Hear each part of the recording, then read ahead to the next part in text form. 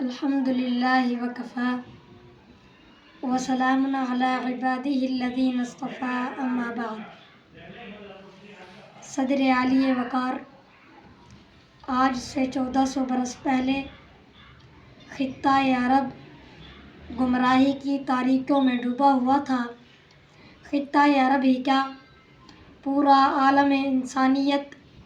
لامتناہی اندھیروں میں روشنی کی ننھی سی کرن کے لیے تڑپ رہا تھا۔ جناب والا، پھر یکایک زمانے نے تاریخ کا سب سے حیرت انگیز منظر دیکھا کہ اس سرزمین وحشت پر انسان نوازی کا وہ آفتاب طلوع ہوا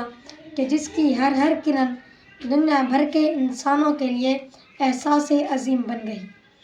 کیونکہ جو بھی اس محسن اعظم کے دامن سے وابستہ ہوا قرآن کے سانچے میں ڈھل گیا۔ عظیم ترین انقلاب کے خطوط ابھرنے لگے، ظلمتیں چھٹنے لگیں، انوار توحید ابھرنے لگے، حق کی پہچان ہوئی، راہزنوں کو راہبری کا شعور ملا اور بت پرستوں کو توحید کا نور ملا۔ صدر عالی وقار، مذہب ہو یا سیاست، عمران علوم ہو یا معیشت،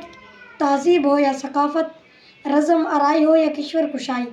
اصول شہریت ہو یا آداب جہانگیری، 1400 سال گزرنے کے بعد بھی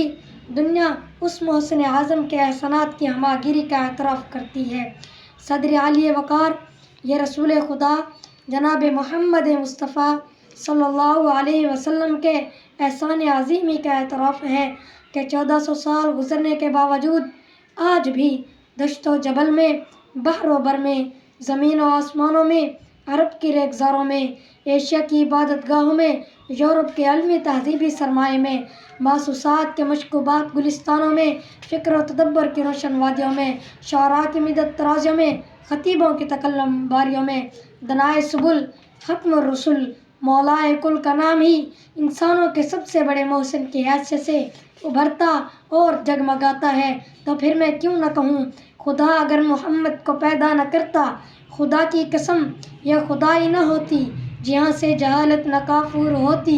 محمد کی اگر رہنمائی نہ ہوتی، خدا جانے شمس و قمر پوجتے ہم،